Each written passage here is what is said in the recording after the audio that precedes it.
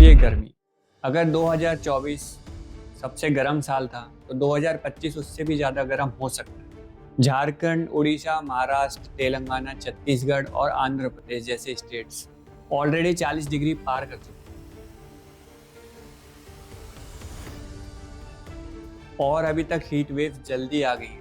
Late फरवरी में ही scientist और metrologist ने वार्न किया था कि 2025 में और भी ज़्यादा एक्सट्रीम इवेंट्स देखने को मिल सकते हैं।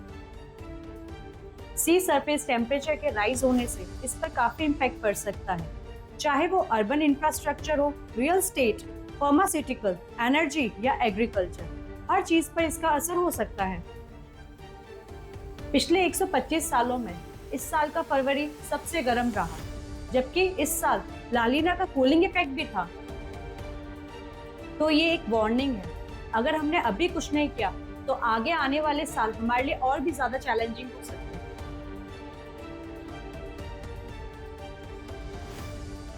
2025 में इंडिया को ऐसा अर्ली हीट वेव फेस करना पड़ रहा है जो पहले कभी नहीं हुआ था।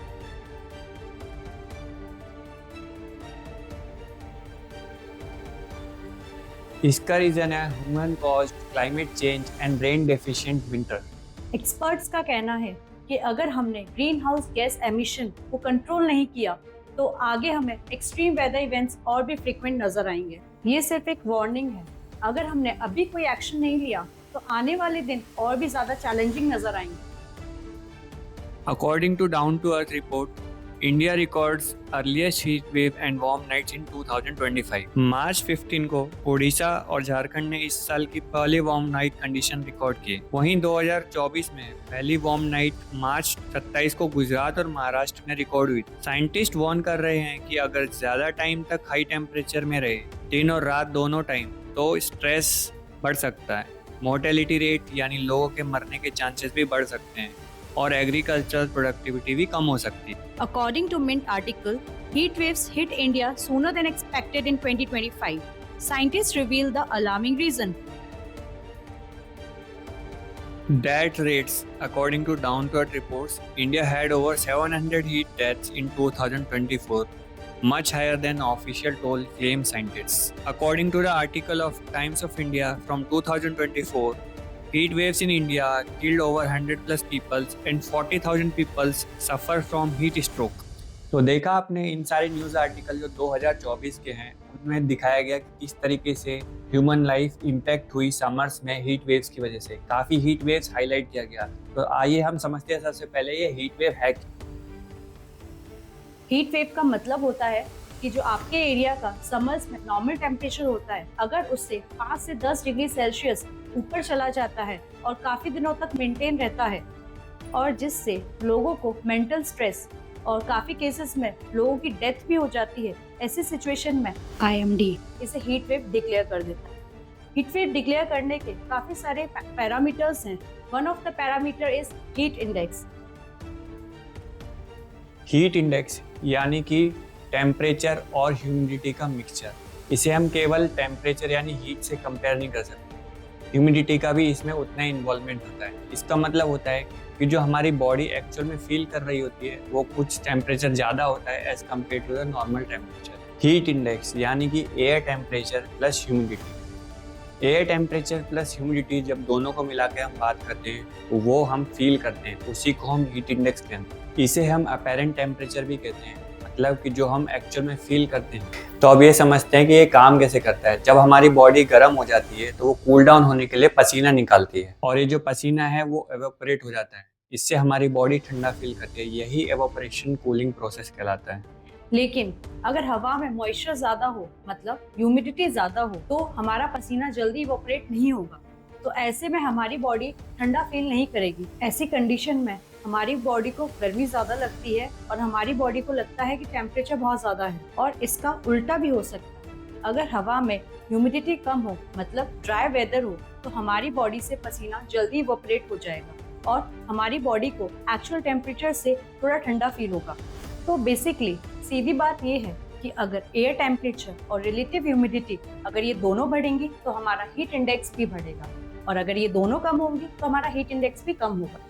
तो चलो ये तो बात हुई हीट वेव्स के बारे में, बट हीट वेव्स आती क्यों हैं? इसके पीछे दो मेन रीजंस होते हैं। Climate change and global warming. जो क्लाइमेट चेंज है वो बेसिकली 2 रीजंस पे डिपेंड करता है। First is our solar system और सेकंड जो El Nino La Nina impact होता है। एल नीनो और ला नीना को समझने से पहले समझते हैं कि ट्रेड विंड्स क्या होती है। ये वो हवाएं हैं जो इक्वेटर के थोड़ा ऊपर और थोड़ा नीचे ईस्ट से वेस्ट डायरेक्शन में फ्लो करती हैं। मतलब ये हमेशा लगभग उसी डायरेक्शन में बहती हैं। पुराने जमाने में ट्रेडिंग के लिए जब ships east to west flow करती थी तो इन्हीं विंड्स का यूज करती थी, जिससे वो शॉर्टेस्ट पाथ को फॉलो कर सके। इसी वजह से इन विंड्स का नाम ट्रेड विंड्स पड़ा। क्लाइमेट चेंज की 3 कंडीशंस होती हैं, नॉर्मल, एल नीनो और ला नीना। नॉर्मल कंडीशन में क्या होता है कि trade winds east to west flow करती हैं, जिसके इफेक्ट से साउथ अमेरिका से जनरेट होने वाला वार्म वाटर ऑस्ट्रेलिया की तरफ मूव करता है और उस वाटर को कंपनसेट करने के लिए कोल्ड वाटर जो कि हाईली न्यूट्रिएंट रिच होता है वो ऊपर की तरफ आता है। इस प्रोसेस को हम अपवेलिंग कहते हैं, जिससे 2 जोन क्रिएट हो जाते हैं। ऑस्ट्रेलिया की तरफ लो प्रेशर जोन क्रिएट होता है और साउथ अमेरिका की तरफ हाई प्रेशर जोन क्रिएट होता है और हमें ऑस्ट्रेलिया की तरफ हैवी रेनफॉल देखने को मिलता है और वहीं हमें साउथ अमेरिका की तरफ सूखापन देखने को मिलता है। एल नीनो और ला नीना ये दोनों स्पेनिश वर्ड हैं, जिसमें एल नीनो का मतलब होता है द बॉय और ला नीना का मतलब होता है द गर्ल। ये दोनों नॉर्मल सिस्टम को ब्रेक कर देती हैं और ये दोनों एक दूसरे के अपोजिट होती है। एल नीनो और ला नीना क्या क्या कर सकते हैं, इनका ग्लोबल इम्पैक्ट क्या क्या हो सकता है। ये वेदर को बदल सकते हैं, जंगल में आग लगा सकते हैं, इकोसिस्टम को अफेक्ट कर सकते हैं और यहाँ तक कि इकोनॉमीज पर भी असर डाल सकते हैं। एल नीनो और ला नीना का जो नॉर्मल ड्यूरेशन होता है वो 9 से 12 महीने तक, बट कभी कभी ये सालों से ऊपर भी खींच जाते हैं। पर ये एवरेज 2 से 7 साल में होते हैं, लेकिन इनका कोई फिक्स शेड्यूल नहीं होता है।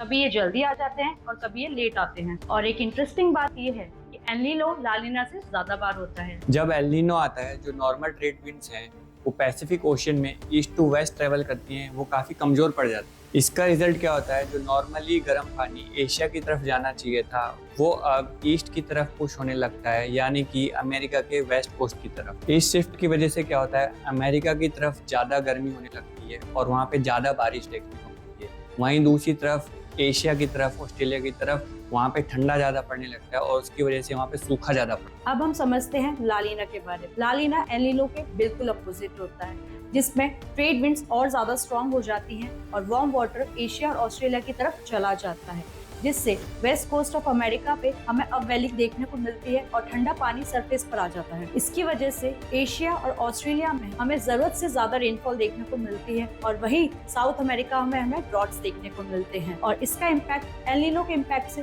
बिल्कुल अपोजिट होता है। तो अब बात करते हैं एक और बड़े रीज़न के बारे में, अर्बन हीट आइलैंड इफेक्ट। इसमें क्या होता है, हमारी सिटीज़ में बड़ी बड़ी बिल्डिंग्स बनी होती हैं, उनके अंदर कांच का मटेरियल यूज़ होता है, कंक्रीट का मटेरियल यूज़ होता है। इससे क्या होता है, जो हमारा बाहर का टेम्परेचर है वो ये बिल्डिंग एब्जॉर्ब कर लेती है और वो बाहर नहीं निकल पाता। उससे बिल्डिंग का टेम्परेचर बाहर के टेम्परेचर के कंपैरिजन में बहुत हाई हो जाता है। उससे हमें बिल्डिंग के अंदर बहुत ज़्यादा गर्मी फील होती है। इसके चलते हम एसी का यूज़ करते हैं और जो एसी है वो एनवायरनमेंट में फिर से हीट रिलीज करती है अंदर कूलिंग करने के चक्कर में।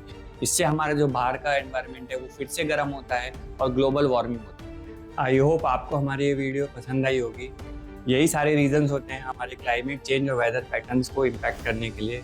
तो इसी तरीके की वीडियो फ्यूचर में देखने के लिए हमारे चैनल को सब्सक्राइब कर लें और बेल आइकन को दबा दें।